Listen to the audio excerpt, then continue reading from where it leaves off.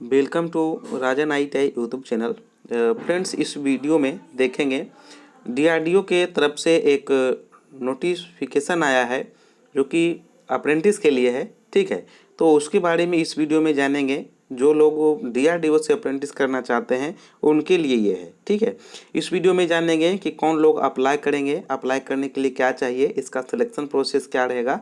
ठीक है, इसका लास्ट डेट कब रहेगा और कहाँ से अप्लाई करना है, ये सब इस वीडियो में जानेंगे। ठीक है, DRDO की बात की जाए, डिफेंस रिसर्च डेवलपमेंट ऑर्गेनाइजेशन, ठीक है, रक्षा अनुसंधान एवं विकास संगठन, इसके तरफ से एक नोटिस आ रहा है अप्रेंटिस के लिए। उसके बारे में अब देखते हैं।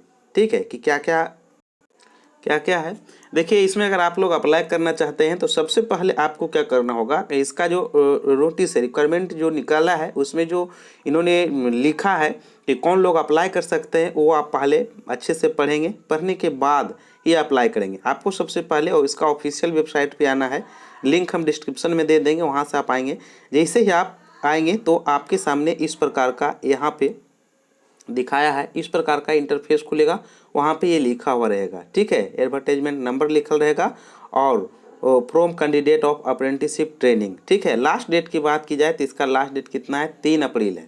ठीक है, अब इसका जो नोटिफिकेशन है वो पढ़ते हैं कि कौन लोग इसमें अप्लाई करेंगे। ठीक है, आपको क्या करना होगा, सिंपली यहाँ पे क्लिक करना होगा। जैसे ही आप यहाँ पे क्लिक करेंगे आप इसके ऑफिशियल वेबसाइट पे पहुँच जाएंगे।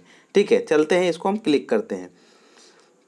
जैसे ही आप क्लिक करेंगे आपके सामने इस प्रकार का इंटरफेस खुलेगा। ठीक है, आपको क्या करना है, अगर आप अच्छे तरीके से पढ़ लिए हैं, ठीक है, अच्छे तरीके से आप पूरा इसका एडवर्टाइजमेंट नंबर जो है वो जब आप पढ़ लिए तो आपको यहाँ से क्या करना होगा, रजिस्ट्रेशन करना होगा। रजिस्ट्रेशन करने के बाद आगे का जो प्रोसेस है वो प्रोसेस आएगा। ठीक है, इसका एडवर्टाइजमेंट नंबर यहाँ पे दिया रहेगा, वहाँ से लोड करके आप इसका पूरा डिटेल पढ़ सकते हैं। ठीक है, चलते हैं, एक बार हम वो पढ़ के बता देते हैं कि क्या क्या मेन है। ठीक है, ठीक है, तो जैसे ही वहाँ पे आप क्लिक करेंगे आपके सामने इस प्रकार का एक PDF लोड होगा। PDF लोड होने के बाद आपको यहाँ पे पढ़ना होगा। देखिए कहाँ से निकला है, government of India ministry of defence. ये जो निकला है, ये जो फॉर्म निकला है, ये आवड़ी चेन्नई से निकला हुआ है। ठीक है, चेन्नई में जो आवड़ी है जगह का नाम, वहाँ से निकला हुआ इसका एडवर्टाइजमेंट नंबर है।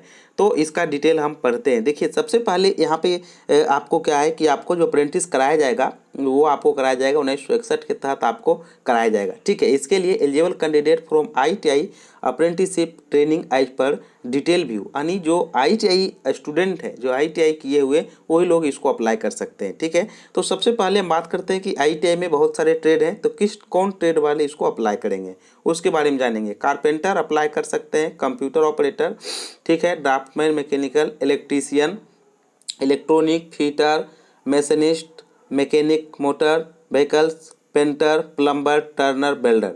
अगर आपके पास ये सब ट्रेड है तो आप अप्लाई कर सकते हैं। यहाँ पे कितना सीट है यहाँ पे दिखाया गया है। ठीक है, कौन सा ट्रेड का कितना सीट है वो यहाँ पे दिखाया गया है। आप अपना सीट देखें और सीट के अनुसार इसको क्या करें, अप्लाई करें। इसमें सबसे बात की जाए फीटर का, तो सबसे ज़्यादा इसमें फीटर का ही सीट है, 33 सीट है, तो फीटर वाले भी अप्लाई कर सकते हैं। ठीक है, अब ये तो हो गया इसका डिटेल, कौन सा कितना पोस्ट है वो डिटेल हो गया। अब आगे हम बढ़ते हैं, इसका जो मेन पॉइंट है कौन लोग इसको अप्लाई करेंगे। ठीक है, देखिए सबसे पहले यहाँ पे बताया है कि कैंडिडेट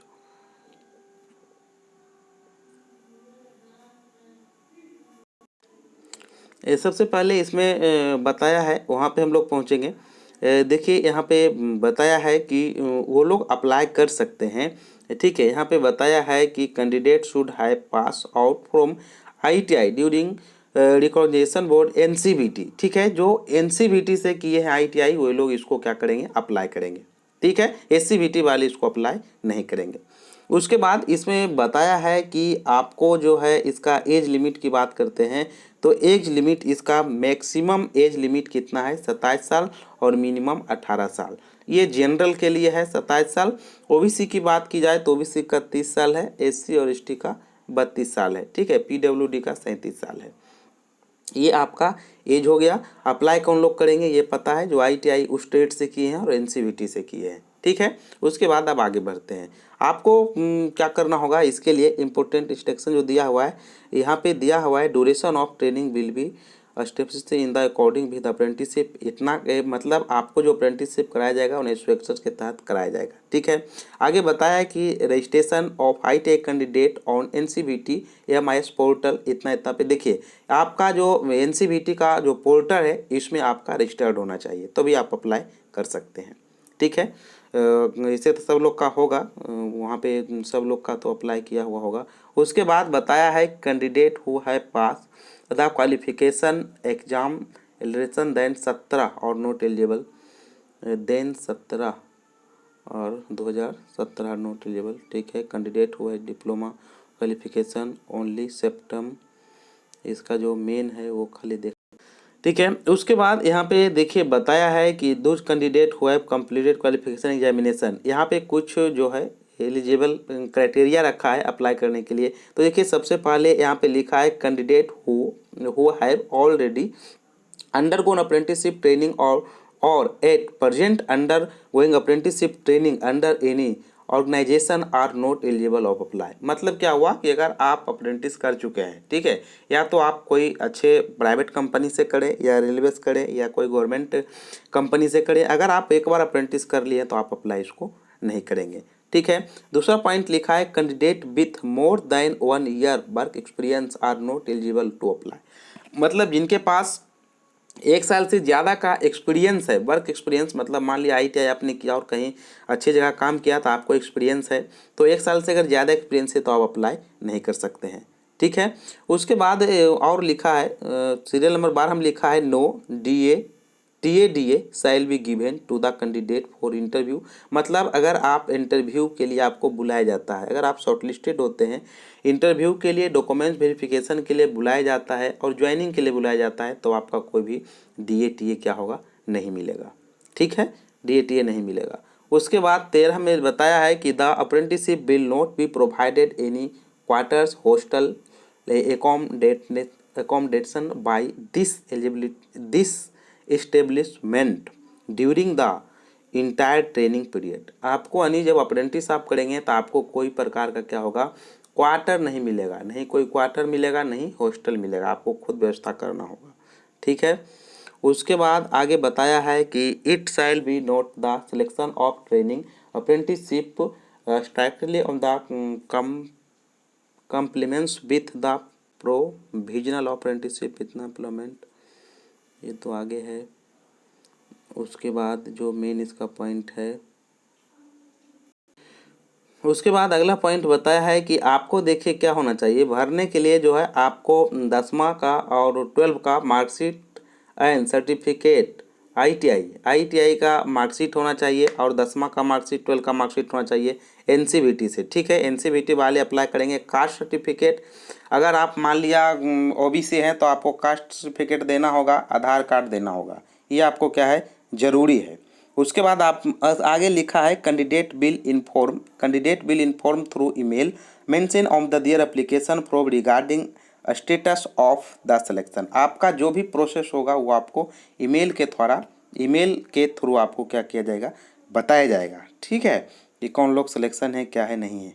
उसके बाद आगे बताया candidate finally selection will have produce valid police verification certificate. देखिए आपको क्या करना होगा, यहाँ पे जब आप सिलेक्शन होते हैं तो आपको क्या करना होगा, police verification certificate at the time of the joining from their place of last resident. तो मतलब जहाँ आप रहे हैं, 1 साल रहे हैं, वहाँ आपको क्या करना होगा, वहाँ का या परमानेंट आपका जो एड्रेस है, वहाँ का जो थाना होगा, वहाँ से आपको PVR वहाँ करा के देना होगा।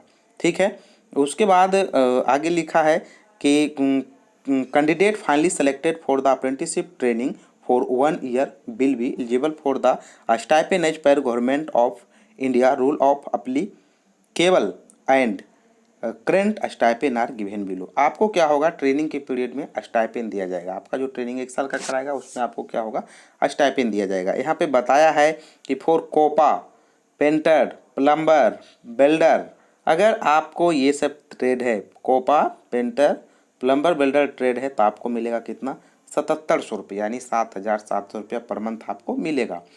उसके बाद लिखा है फॉर अदर ट्रेड मतलब फिटर, मैशनिस्ट, टर्नर, ये सब रहेगा तो आपको क्या होगा, ₹8,050 यानी 80-50 मिलेगा आपको। ठीक है। No other allowances will be paid during the entire period of apprentice training, यानी आपको क्या होगा, कुछ भी अलाउंसेस सर नहीं दिया जाएगा। ठीक है। उसके बाद इसमें देखते हैं मेन आपका जो सिलेक्शन प्रोसेस होगा। सिलेक्शन प्रोसेस की बात करते हैं तो आपको basis of marks obtain qualification ITI का जो मार्क्स बेसिस मार्क्स है उसके अनुसार आपको शॉर्टलिस्टेड किया जाएगा। अगर आप शॉर्टलिस्टेड होते हैं, आप उस लिस्ट में आते हैं, तो आपको इंटरव्यू देना पड़ेगा। ठीक है। इंटरव्यू देने के बाद आपका जो आगे का प्रोसेस होगा। ठीक है। आपको क्या करना होगा, अप्लाई करने के लिए वेबसाइट पे जाना होगा, हालांकि लिंक हम दे देंगे डिस्क्रिप्शन में, वहाँ से आप अप्लाई जाके कर सकते हैं। तो ये जो है इसका यही इन्फॉर्मेशन है। ठीक है। अगर आप लोग अप्लाई करना चाहते हैं तो आप लोग अप्लाई कर सकते हैं। ठीक है। Thank you for watching and bye bye.